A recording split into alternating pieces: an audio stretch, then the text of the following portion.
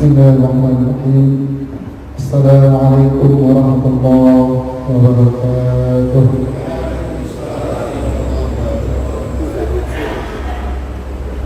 Alhamdulillahi rabbil alamin.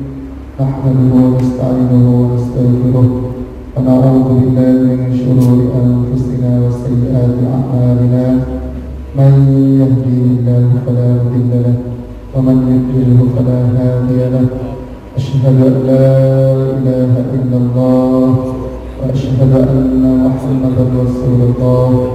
Allahumma shalli ala sayyidina habibina wa maulana Muhammadin wa ala alihi wa ashabihi ajma'in.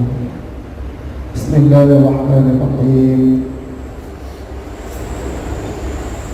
Subhanaka la ilma lana illa ma 'allamtana innaka antal 'alimul hakim. Rabbi shrah li sadri wa yassir li amri wahlul 'uqdatam min lisani yafqahu qawli. Sadaqallahul 'azim, sadaqan nabiyil habibul karim, wa nahnu 'ala dzalika minasyahidin wasyakirin walhamdulillahi rabbil alamin. Jemaah sekalian yang dimuliakan Allah, DKM beserta jajaran kepengurusan yang senantiasa mudah-mudahan dirahmati oleh Allah Subhanahu wa taala. Kita semua yang hadir berjamaah salat subuh, mudah-mudahan ibadah subuhnya diterima oleh Allah Subhanahu wa taala, dan hari ini kita semua mudah-mudahan mendapat jaminan perlindungan dari Allah. Amin ya rabbal alamin. Bapak sekalian, seperti biasa kita mulai dengan membaca 10 ayat sebagai pendahuluan, yaitu di surah Al-Baqarah. Surah Al-Baqarah ayat 11 sampai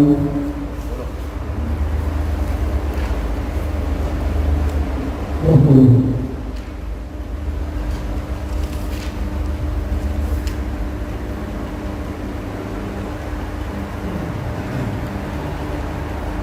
A'udzu billahi minasy syaithanir rajim. Bismillahirrahmanirrahim. A'udzu billahi minasy syaithanir rajim. Bismillahirrahmanirrahim. Wa idza qila lahum la tufsidu fil ardi qalu innama nahnu muslihun. 1, 2, 3.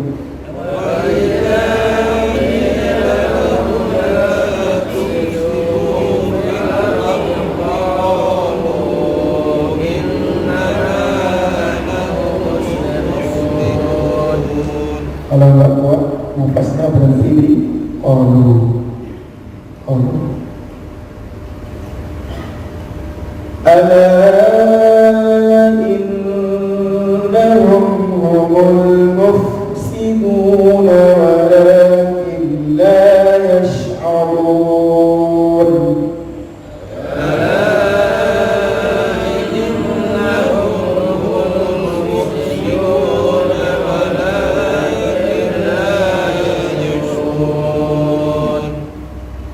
وَإِذَا قِيلَ لَهُمْ آمِنُوا كَمَا آمَنَ النَّاسُ قَالُوا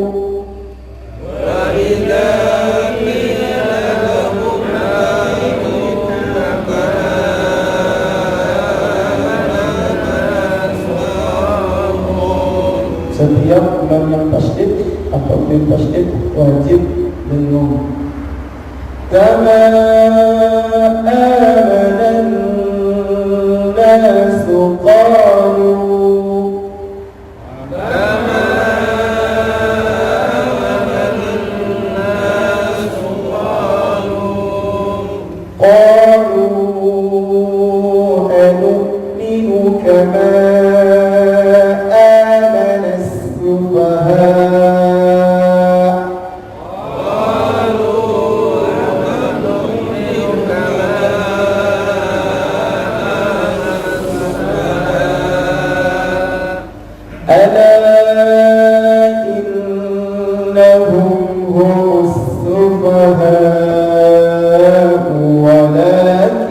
لا يعلمون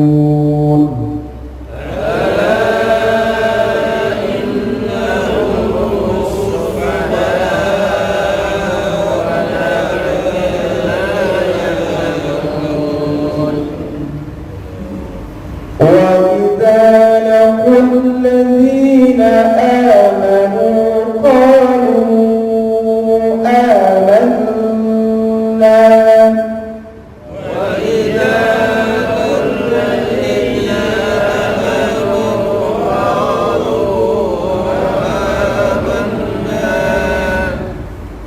وإذا خلوا إلى شياطينهم قالوا إنا معكم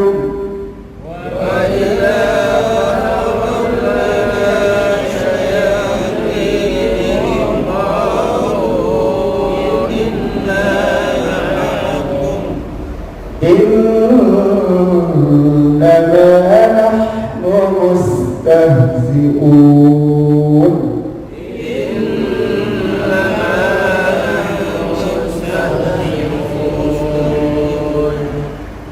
الله يستهزئ بهم ويمدهم في طغيانهم يعمهون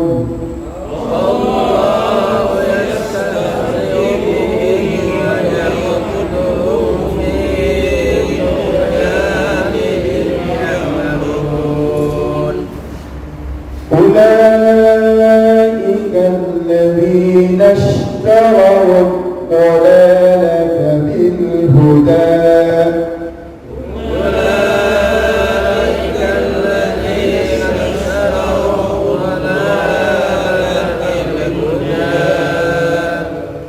فما ربحت تجارتهم وما كانوا مهتدين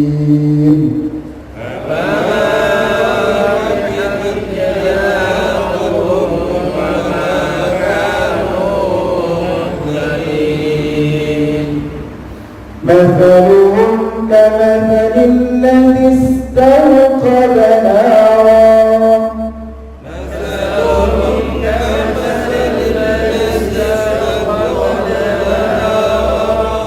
فلما أضاءت ما حوله ذهب الله بنورهم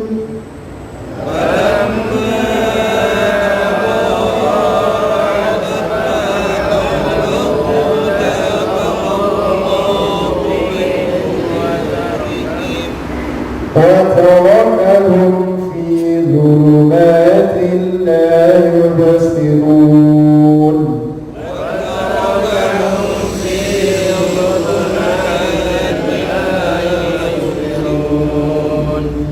صم بكم عمي فهم لا يرجعون صم بكم عمي فهم لا يرجعون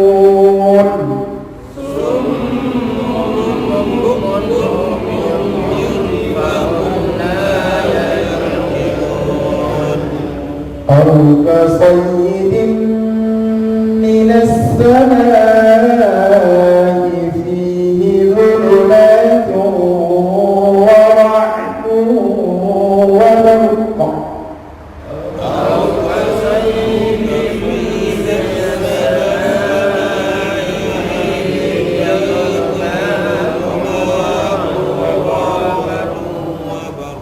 وبرق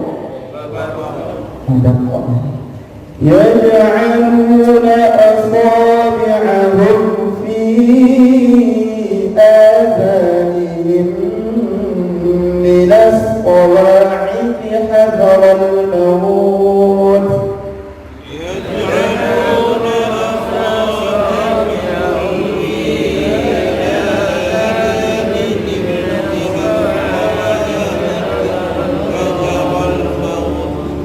والله محيط بالكافرين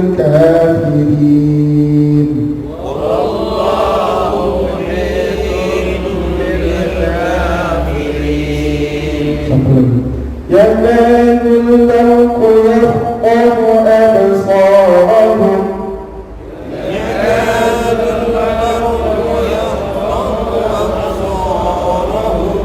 kullama adaa lahum mashaw fihi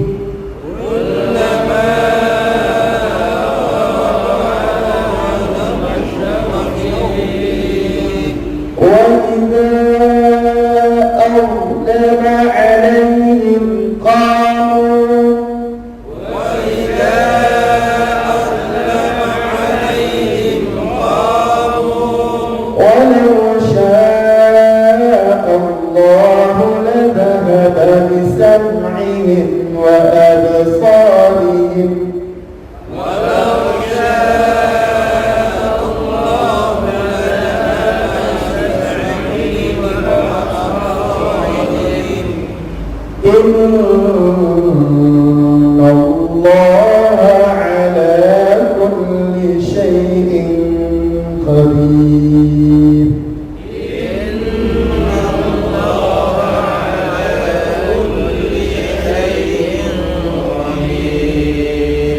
صدق الله العظيم. صدق الله العظيم. Alhamdulillah, Allah turunkan sakinah kepada kita semua, amin. Karena janjinya Allah melalui sabda Rasulullah SAW bahwa majelis yang di situ dibacakan Al-Quran dan dipelajari Al-Quran tersebut, maka dua, pertama turun sakinah dan yang kedua dinaungi oleh malaikat, amin. Amin. Bapak Ibu sekalian, hari ini kita ingin meneruskan kajian Ulumul Quran, di mana bab pertama tentang bicara pemeliharaan Al-Quran serta nilai wahyu Al-Quran. Ada satu ayat yang mungkin bapak-bapak hafal di dalam surah Al-Hijr juz 14.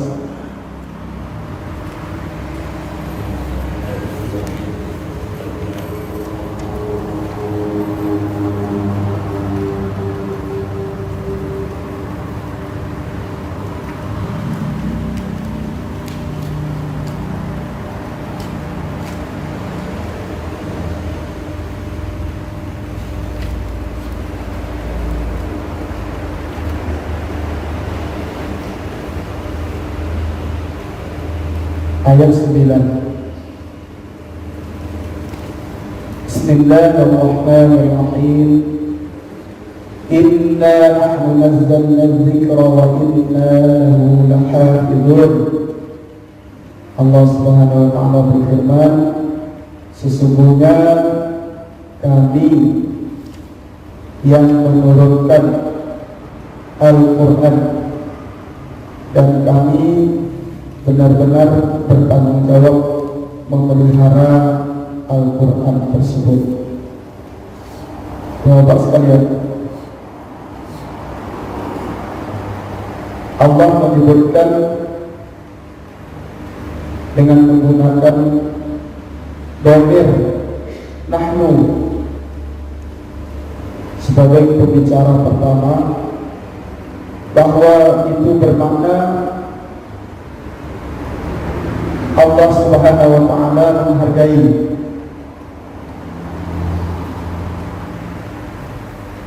orang-orang beriman yang diberikan oleh Allah Subhanahu wa taala kelebihan untuk menjaga Al-Quran.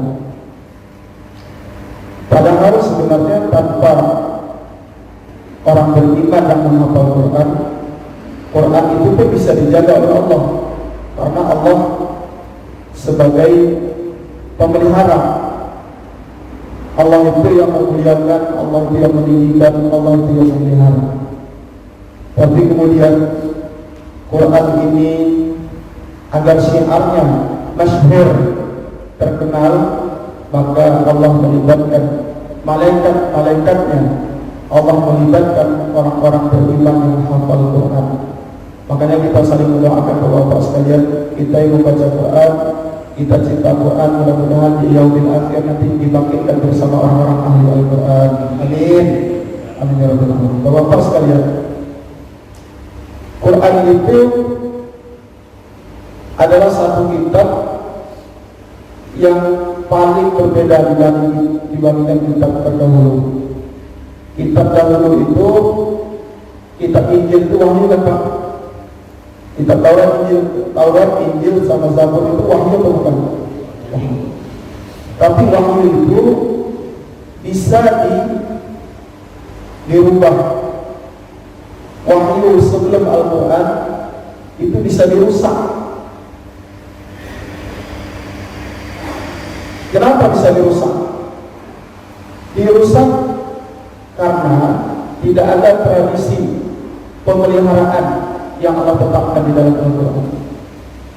Kok bisa? Tradisi pemeliharaan antara kitab Al-Quran dan Injil, Taurat dan Zabur sangat berbeda.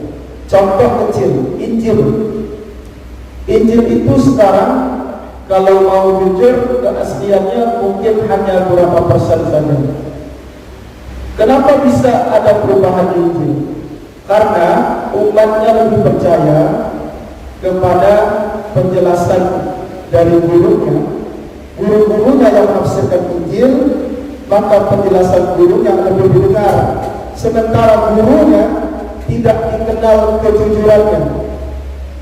Sementara Al-Quran sejak zaman Nabi, Quran itu wajib dihafal.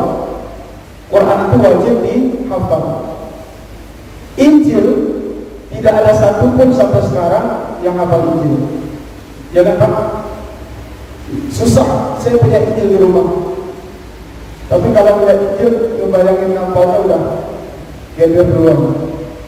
Cukup kalau orang nanya Injil, ya saya punya Injil. Adapun bab berapa, pasal apa itu saya jadikan juga. Jadi Al-Quran satu-satunya ayat yang Allah berikan kepada kita, inna nahnu nazzalna dzikra wa inna lahu lahafizun. Sesungguhnya kami yang menurunkan Al-Quran dan janji Allah kami yang memelihara. Ayat itu tidak terdapat di kitab-kitab sebelum Al-Quran. Itu harus didapatkan. Itu tidak terdapat. Karena Al-Quran itu dijaga oleh Allah, maka Quran itu turun prosesnya lama, prosesnya panjang, supaya kaum muslimin hafal.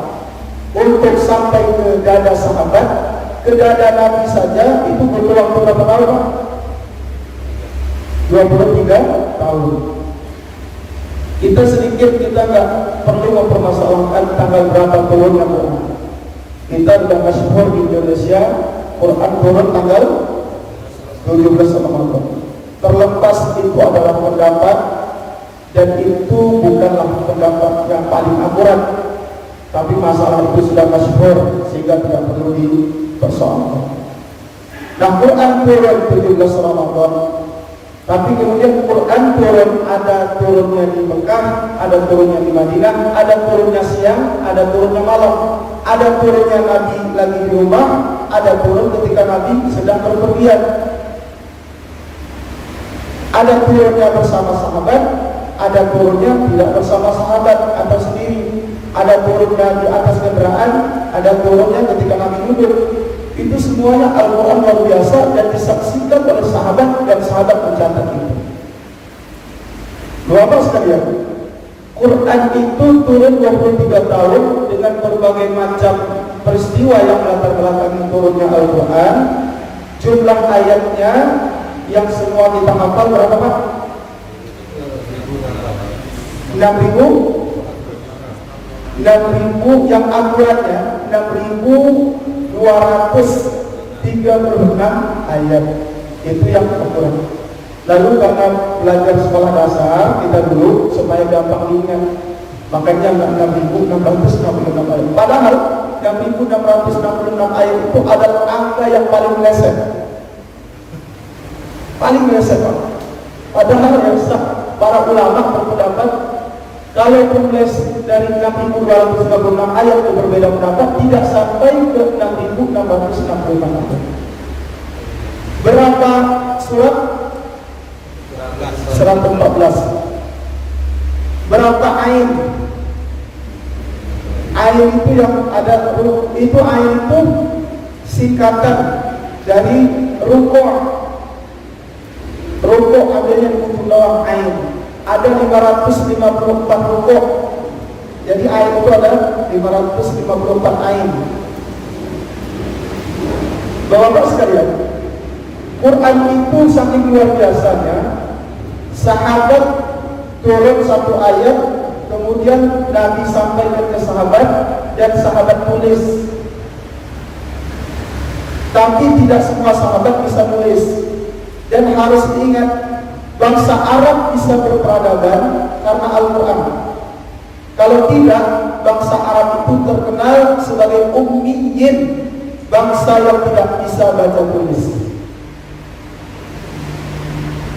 Ini di dalam satu kitab Ulumul Quran, Manahil Mahfuzah Irfan di Ulumul Quran. Ini ada bahasa bahwa ma'rufun anna al-ummah al-arabiyyah kanat mawsumah bil ummiyah, bahwa bangsa Arab itu terkenal dengan bangsa yang ummi, yang tidak bisa baca tulis. Masyhurah, sudah terkenal. Jadi bangsa Arab itu sebelum ada Al-Quran, bangsa yang tidak berperadaban, tidak bisa baca tulis. Bahkan kalaupun ada yang bisa tulis, bisa dihitung dengan hitungan jari. Makanya bukan sesuatu yang aneh kalau bangsa Arab itu nggak bisa tulis. Makanya Rasulullah SAW, Nabi kita itu sebagai Nabi yang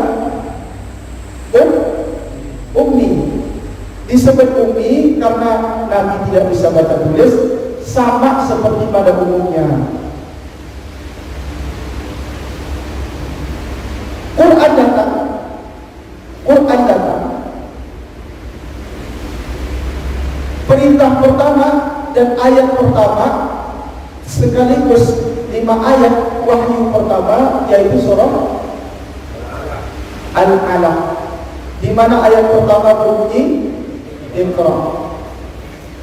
Dalam sholat saya jarang baca Iqra. Ada nggak yang baca Iqra di sini? Kalau dalam sholat kita sulit baca Iqra. Baca Quran. Baca surah Al-Alaq itu ada sujud tilawah di ujungnya. Hati-hati kalau baca surah Al-Alaq. Iqra bismi rabbikal ladzi khalaq, yang ujungnya berbunyi apa? Wasjud waqtarib, itu sujud tilawah. Jadi sujud tilawah kalau dalam sholat sangat dianjurkan untuk, ya ayat sajadah sangat dianjurkan untuk sujud tilawah. Nah makanya saya jarang baca itu, karena nanti kalau baca itu akan salah dipahami oleh jemaah. Karena ketika naik lagi harus melanjutkan surat yang baru. Surah Al-Alaq itu perintah pertama Iqra. Iqra itu sampai kemudian turun kepada Nabi. Nabi nggak tahu apa yang mau dibaca. Apa arti Iqra? Bacalah. Ada 2 terminologi di dalam Al-Quran. Pertama, utlu. Utlu itu bacalah. Utlu ma uhiya ilaika minal kitab. Maka utlu itu berubah nanti ya menjadi kata tilawah. Musabaqah tilawatil Quran. Tilawah itu cuma baca wahyunya. Makanya kata tilawah itu membaca permukaan, membaca lafaznya, lafaz wahyu. Tapi kalau isinya kajian, maka menggunakan kata qiraah. Makanya Iqra itu artinya mengkaji. Iqra. Di dalam Al-Quran ada ayat yang berbunyi wa idza quri'al Quran fastami'u lahu. Kalau Al-Quran itu dikaji, perhatikan. Jadi yang disuruh oleh malaikat Jibril pada Nabi itu adalah baca, kaji. Maka kemudian baginda Rasulullah SAW menjawab, ma ana biqari, saya nggak bisa baca. Dua alasan. Pertama, Nabi memang nggak bisa baca tulis. Kedua, nggak ada yang dibaca. Karena Quran itu bentuknya bukan kertas. Quran yang turun kepada dada baginda Rasulullah itu bukan kertas, itu suara lewat malaikat Jibril, dan Allah langsung masukin di hati baginda Rasulullah SAW. Maka Quran itu ilmu wahyu Allah yang masuk lewat perantara maupun tanpa perantara. Makanya disebut wahyu. Maka baginda Nabi mengatakan, saya tidak bisa baca, tapi dipaksa malaikat Jibril dipeluk kuat, baca. Akhirnya ya Nabi paham, kemudian ikutin saja. Iqra bismi rabbikal ladzi khalaq, khalaqal insana min 'alaq. Iqra wa rabbukal akram, alladzi 'allama bil qalam, 'allamal insana ma lam ya'lam. Jadi Iqra itu dipaksa oleh malaikat Jibril kepada baginda. Bapak sekalian, dari ayat Iqra inilah kemudian ketika wahyu ini sampai kepada Nabi, perintahnya untuk baca mendapat spirit yang baru yang tidak pernah didapatkan sebelumnya di bangsa Arab. Dari situlah mulai terbangun semangat untuk membaca, semangat untuk menulis. Makanya Bapak sekalian ya, Islam itu betul-betul datang memberikan solusi. Orang Arab begitu bangga dengan hafalan. Sebelum Al-Quran turun, mereka bangga dengan syair, bangga dengan hafalan. Quran datang menawarkan bahwa kalian harus mengikat hafalan itu dengan tulisan. Makanya wajar kalau orang yang buat hafalannya kemudian diikat dengan tulisan, maka dia makin kuat hafalannya. Sahabat baginda Nabi punya kebiasaan setelah menguatkan hafalan, mereka menguatkan hafalan mereka dengan tulisan yang ditunjukkan di hadapan baginda Rasulullah SAW. Bapak sekalian, terkait tentang penulisan, sedikit saya ingin sampaikan bagaimana kondisi Arab supaya kita paham pentingnya Quran itu turun. Bahwa ada terdapat riwayat di kalangan bangsa Arab itu, di ahli sejarah mengatakan bahwa bangsa Quraisy itu yang di Mekah tidak mengenal yang namanya tulisan, kecuali dimulai atau diprakarsai oleh seorang yang bernama Harb bin Umayyah bin Abdi Syams. Jadi ada seorang yang bisa nulis namanya Harb bin Umayyah zaman itu. Jadi Islam datang, wahyu datang kepada Nabi, hanya terkenal satu orang yang bisa nulis, namanya Harb bin Umayyah.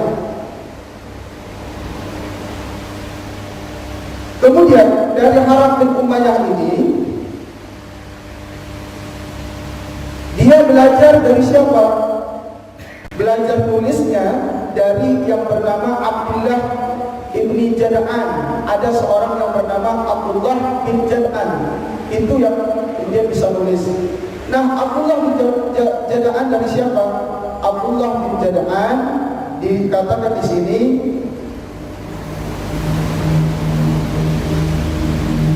dari Ahlul Anbar. Ahlul Anbar ini adalah gelar untuk orang asing yang datang dari Yaman. Jadi yang bisa nulis asli itu bukan dari bangsa Arab Mekah, bukan orang Quraisy. Yang bisa nulis aslinya ada orang asing yang datang ke Mekah, mereka itu dari Yaman. Berarti yang ngajar pertama, ngajar tulis adalah orang Yaman. Makanya Quran kemudian nyuruh sahabat belajar, termasuk suruh sahabat belajar kepada Harith bin Umayyah untuk belajar tulis menulis dengan adanya perintah Iqra. Nah, Bapak-bapak sekalian, ini menarik.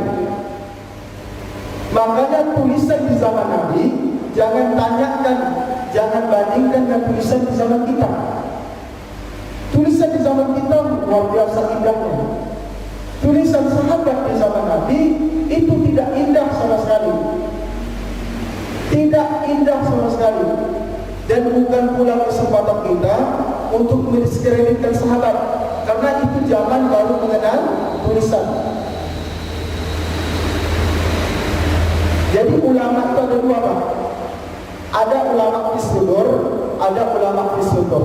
Orang yang terlalu bergantung dengan tulisan tanpa ada hafalan, ketika kitabnya hilang, kitabnya dibakar, maka hilanglah ilmunya.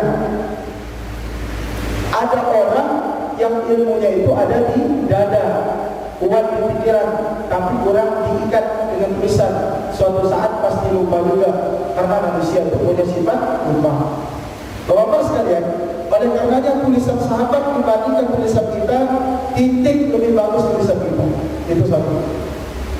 Selanjutnya, dari wahyu itu kemudian baginda Nabi SAW, wahyu berlangsung terus menerus turun sampai kemudian ayat yang memerintahkan bahwa wahyu itu harus disampaikan.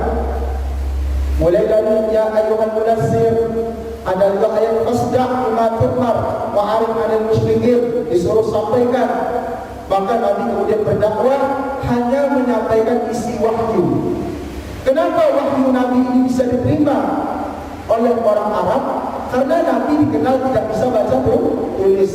Kalau Nabi ahli syair, Nabi bisa baca tulis, maka orang makin banyak meragukan. Karena bagaimana bisa dikatakan wahyu sementara dia memang ahli syair. Makanya Nabi SAW itu disebut ummi, bukan berarti jahil, bukan berarti bodoh. Disebut ummi karena mayoritas orang Arab tidak bisa nulis. Di situ harus diluruskan, Pak. Jadi kalau ada orang nyebut baginda Nabi Muhammad SAW tentang huruf, kira-kira pantas nggak, Pak? Nah, itu harus etis atau tidak etis? Saya yakin itu tidak etis.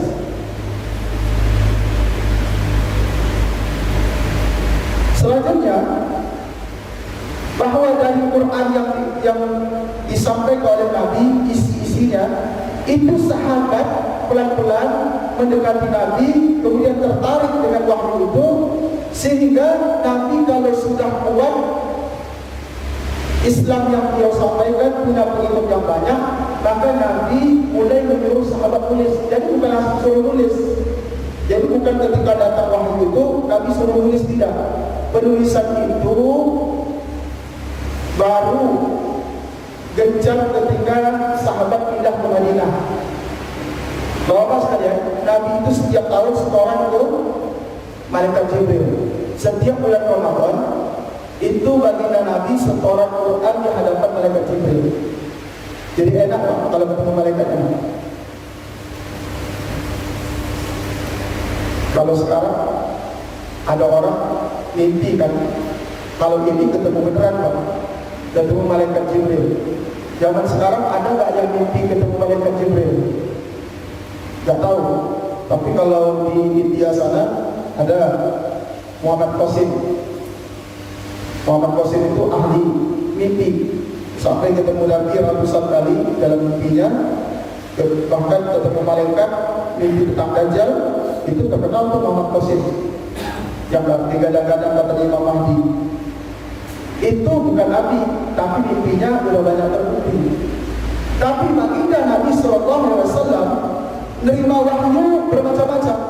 Bisa lewat mimpi, bisa ketemu malaikat dalam bentuk malaikat nyerupai, bisa malaikat ketemu langsung dalam bentuk asli, bisa kemudian Nabi mendengar suara di langit, bisa kemudian Nabi mendengar suara lonceng yang sangat keras sampai Nabi keringetan di musim dingin. Tapi setelah lonceng itu hilang, Nabi langsung paham. Kemudian setelah itu dilewati, baru resmi ayat Quran turun. Ayat Quran turun lewat malaikat Jibril, kemudian Allah langsung sampaikan ke dada baginda Nabi. Nah, ayat Quran turun itu surah Iqra tidak langsung Nabi suruh sahabat, karena belum dakwah. Islam itu baru betul-betul maju, baru betul-betul berkembang ketika Islam itu berada di Madinah. Semua kita paham. Maka bapak-bapak sekalian, kita ingin melihat bagaimana Islam Allah berikan anugerah yang luar biasa sehingga sahabat memelihara Al-Quran luar biasa. Baik, begini bapak-bapak sekalian, sekiranya Quran ini tidak ditulis, sekiranya Quran ini tidak ditulis, maka sampai hari ini status kita agak mirip dengan Injil. Status kita bisa mirip dengan Taurat, karena akan dirubah. Hafalan itu akan terubur dan akan dirubah. Tapi para sahabat nulis Quran itu disuruh oleh Nabi. Bahkan la taktubu anni ghairal Quran. Jangan sampai kamu nulis dariku selain Al-Quran. Saking luar biasanya Quran itu supaya dijaga oleh sahabat, Nabi tidak bisa nulis, tapi Nabi bisa melihat tulisan yang benar. Nabi melihatnya dengan wahyu, Pak. Karena Quran itu wahyu. Quran itu wahyu, dan Nabi pun paham bentuknya Quran itu, Pak. Coba kita pikirkan akal sedikit. Beratnya memahami wahyu. Nabi itu tidak bisa baca tulis, bukan ahli baca tulis, tapi Quran itu jelas di hati Nabi, sehingga sahabat tulis, Nabi tahu itu tulisannya benar.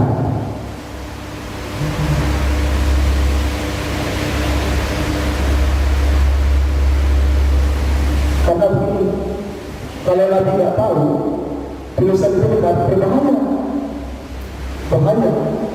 Kalau Nabi tidak tahu tulisan sahabat itu benar, sahabat bisa sembarangan nulis, Nabi membenarkan. Wah, bahaya. Makanya Nabi itu ketika Quran masuk ke dadanya, Nabi tahu bentuk Al-Quran. Makanya Nabi SAW itu adalah wa ma yantiqu 'anil hawa in huwa illa wahyun yuha.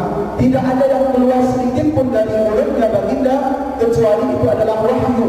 Termasuk bentuknya Quran, kemudian tulisan disimak oleh beliau itu adalah bagian dari wahyu. Makanya sahabat ketika setoran kepada Nabi itu Quran 30 juz. Quran 30 juz. Sahabat itu setoran Quran tidak langsung 1 juz. Ada yang 1 ayat, ada yang 5 ayat, ada yang 10 ayat, tapi tiap hari.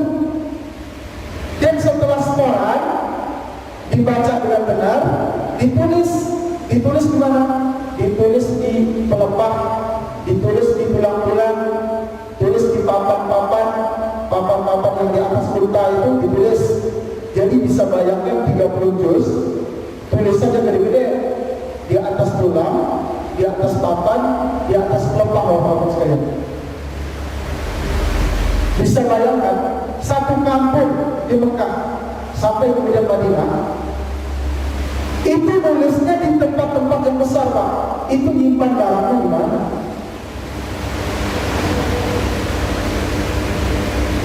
Ini Quran yang kita baca itu begitu indah, Pak. Bisa bayangkan pada waktu itu jangan-jangan Quran itu tulang itu digantung di sini, kemudian pelepah rumah taruh di mana. Jadi siapa yang paling banyak hafalannya, yang paling banyak asetnya di rumah, hanya untuk menempatkan Al-Quran. Zaman itu kan tidak ada produksi kertas.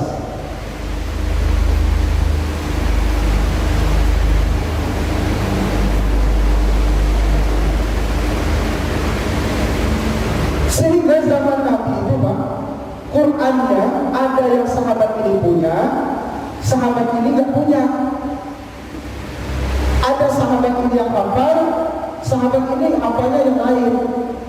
Maka Quran itu memang siapa yang paling sering bersama baginda Nabi Sallallahu Alaihi Wasallam. Makanya orang yang hafal, yang ahli Al-Quran di zaman Nabi itu nggak semua sahabat. Ahli Al-Quran yang kita belajar tadi, baca tajwid yang bagus, itu ada jalur apa? Jalur yang terkenal kita belajar Quran itu sampai di sahabat itu mulai dari Ibnu Mas'ud, Ubay bin Ka'ab, Mu'az bin Jabal. Ini yang paling terkenal. Makanya kalau ada sekarang orang ahli bacaan Bismillahirrahmanirrahim, dia belajar dari gurunya terus sampai kepada sahabat Nabi di antara tiga ini. Kalau nggak Ibnu Mas'ud, berarti dia belajar sama Ubay bin Ka'ab. Kalau nggak sama Ubay bin Ka'ab, dia belajar sama Mu'az bin Jabal. Kemudian ada juga Zaid. Jadi sahabat yang paling terkenal tiga ini sebagai ahli ulama-ulama Al-Quran. Makanya Bapak sekalian, ini ahli bacaan, ahli hafalan, yang hafalannya lancar adalah ini. Jadi itulah kemudian wahyu ini turun, dijaga oleh sahabat, diteruskan sampai hari ini pesantren-pesantren yang hafal Quran. Tapi kita ingin melihat bahwa bagaimana Quran ini bertransformasi dari tulisan yang biasa, kemudian di zaman Abu Bakar Quran itu dikumpulkan. Di zaman Rasulullah masih hidup, Quran tidak diperintahkan untuk dikumpulkan. Jadi tidak ada perintah dari Nabi supaya Quran itu disampaikan, tidak ada. Itu harus kita catat. Tidak ada perintah Nabi ketika Nabi masih hidup memerintahkan sahabat tolong Quran ini dibikin mushaf, tidak ada. Berarti Quran dalam bentuk mushaf itu adalah Quran dalam bentuk mushaf disebut sebagai bid'ah. Nabi tidak pernah bikin. Di zaman Nabi Quran itu dipegang masing-masing sama sahabat, pegang tulang, pegang pelepah, jadi tidak ada perhimpunan. Jadi saat ada perhimpunan seperti ini, namanya bid'ah. Tapi kata Umar bin Khattab, ni'matul bid'ah hadhihi, sebaik-baiknya bid'ah ya ini Quran. Jadi Bapak-bapak sekalian, Quran bisa seperti ini, sedikit saja kemudian bisa tanya jawab diskusi. Quran bisa seperti ini karena Allah Subhanahu wa taala sudah menetapkan sunatullahnya. Ada suatu ketika kejadian yang luar biasa dahsyat di tahun ke-12 Hijriah. Tahun ke-12 Hijriah ada peristiwa yang paling besar, peristiwa tragedi berdarah, di mana memakan korban seribuan orang yang meninggal. Kaum muslimin pasukannya sekitar jumlahnya 1.200, pasukan munafik itu jumlahnya 2.000. Bahkan ada riwayat mengatakan sampai 4.000. Itu namanya perang Yamamah. Perang Yamamah itu adalah perang Abu Bakar bersama kaum muslimin memerangi kaum yang murtad. Jadi setelah Nabi wafat, itu banyak yang murtad, tidak mau bayar zakat, tidak mau tunduk kepada Abu Bakar sebagai khalifah, tidak mau berbaiat kepada Abu Bakar. Dan selanjutnya bahkan mereka punya nabi baru, namanya Musailamah al-Kadzdzab. Makanya pemimpinnya pasukan munafik, pasukan murtad, disebut perang Riddah, perang Yamamah itu pemimpinnya adalah Musailamah al-Kadzdzab. Dari perang ini Pak, tragedi yang luar biasa yang terjadi di Yamamah, apa yang terjadi? Orang Islam banyak yang meninggal, tapi mereka lebih banyak. Tapi orang kita yang meninggal itu ternyata banyak orang-orang yang ahli Al-Quran. Orang-orang yang ahli Al-Quran.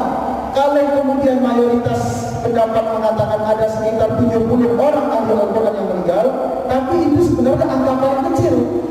Padahal banyak pendapat mengatakan angkanya lebih dari ratusan.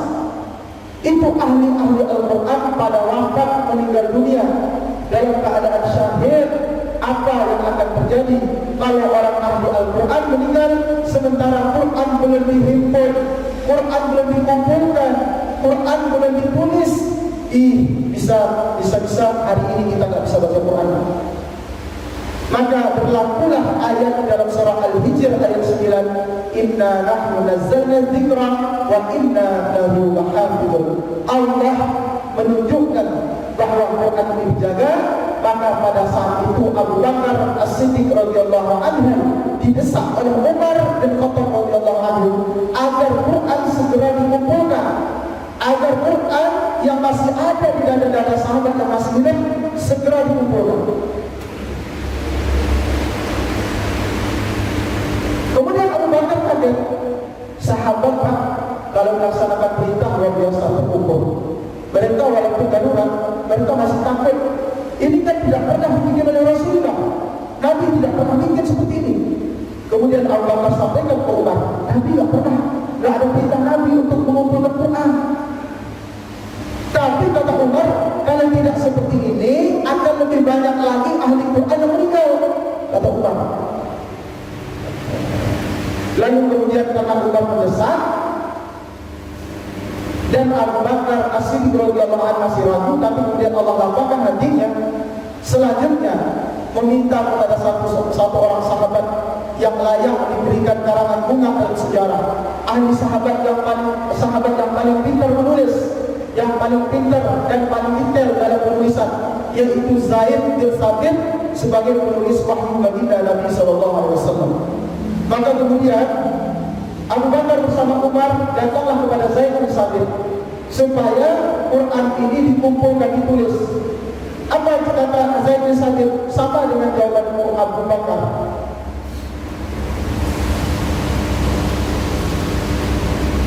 Kaifa taf'al syai'an? Bagaimana kamu mengerjakan sesuatu lam yaf'alhu Rasulullah SAW, yang Rasulullah tidak pernah bikin, yang Rasulullah SAW tidak pernah perintahkan. Tapi kemudian desakan Abu Bakar dan Umar, akhirnya Zaid bin Thabit dibuka hatinya Allah, kemudian mulai berani menulis. Bahkan Zaid bin Thabit saking takut yang menulis itu gemeteran Pak, mengumpulkan Quran dengan tulisannya beliau. Kemudian Quran itu pertama zaman Bakar memang sebenarnya tidak tulis, tapi beliau punya tulisan sendiri. Nah, diperintah oleh Abu Bakar supaya Quran yang ada di tangan sahabat, yang ada di dada sahabat, supaya semuanya dikumpulkan. Jadi sahabat-sahabat yang masih hafal Quran dipanggil, diumumkan Pak, diumumkan. Yang punya Quran, yang punya sesuatu, tolong datang ke sini. Bawa 2 orang saksi bahwa dia pernah menghafal di hadapan Nabi Muhammad SAW. Maka sahabat-sahabat yang punya Quran berapa ayat, bawa 2 orang saksi supaya Quran itu benar. Walaupun tidak bisa tahu itu Quran, tapi karena kehati-hatian, mubalawah fil ihtiyat, sahabat itu sangat hati-hati dalam agama. Kehati-hatian Zaid bin Thabit makanya meminta 2 orang saksi. Saat bawa 2 orang saksi, bahwa kamu pernah setoran kepada Nabi, mana tulisannya? Maka dikumpulkanlah. Selama 1 tahun Pak, proses pengumpulan itu selama 1 tahun. Selama 1 tahun dikumpulkan Quran itu. Setelah dikumpulkan, dihimpun pulang, ditindih-tindih bersama pelepah, digabung semuanya, diingat. Tapi ternyata setelah dikumpulkan semua, ada 2 ayat yang tidak ditemukan, 2 ayat yang masih kurang. Berarti 6.256 ayat. Kalau kurang 2 jadi 6.234 ayat. Ada 2 ayat yang sahabat pada lupa. Dan Zaid bin Thabit tahu 2 ayat itu, cuma gak yakin karena butuh saksi. Akhirnya ayat itu dicari Pak, dicari ke sahabat-sahabat. Ditemukanlah ayat itu di sahabat yang bernama Abu Khuzaimah Al-Ansari. 2 ayat itulah kemudian ayat yang kita baca kemarin di ujung surah At-Taubah. Laqad ja'akum rasulun min anfusikum aziz. Ayat itu ditemukan di Abu Khuzaimah Al-Ansari satu-satunya, sehingga Abu Khuzaimah datang dan bawa saksi. Cuma Nabi pernah bilang kesaksiannya Abu Huzaifah sama dengan kesaksian dua orang laki-laki. Berarti udah ada isyarat nubuwah. Nabi sudah tahu Abu Huzaifah ini sahabat yang punya kemuliaan, hafalannya sangat ketat, sangat kuat. Jadi dia sendiri datang tanpa bawa saksi. Kemudian dia bersumpah, maka kemudian Quran itu ayat wahyu itu ditempelkan di surah Taubah. Masya Allah, bertahanlah Quran, terhimpunlah Quran di zaman Abu Bakar As-Siddiq radhiyallahu anhu. Setelah terhimpun Quran, tidak lama kemudian Abu Bakar As-Siddiq radhiyallahu anhu wafat. Wafat setelah terhimpun Quran, tugas beliau selesai. Beliau itu sebagai khalifah selesai dan beliau wafat. Berakhirlah sebagai husnul khatimah. Bapak sekalian, zaman Abu Bakar As-Siddiq radhiyallahu anhu adalah letak dasar Quran sampai hari ini bertahan. Makanya kata Ali radhiyallahu anhu, Allah wajah, beliau mengatakan, "Aqzamun nas fil masahif."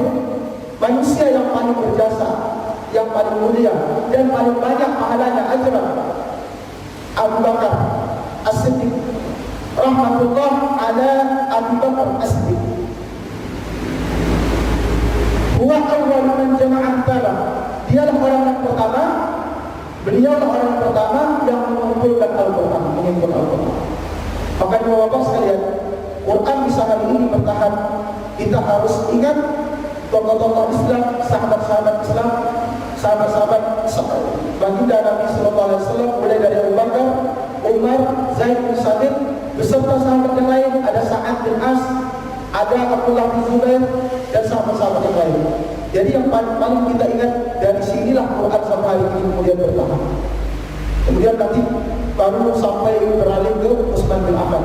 Dan Quran zaman itu hanya ada batang-batangnya saja, tidak ada titiknya, tidak ada harokatnya sama sekali, dan tulisannya masih sangat sederhana. Itulah kondisi pada waktu itu. Bapak-bapak sekalian, saya kira itu untuk sementara. Mungkin ada yang mau didiskusikan biar lebih meluas. Saya kira seperti itu. Maulana ya Maulana ya Sami'un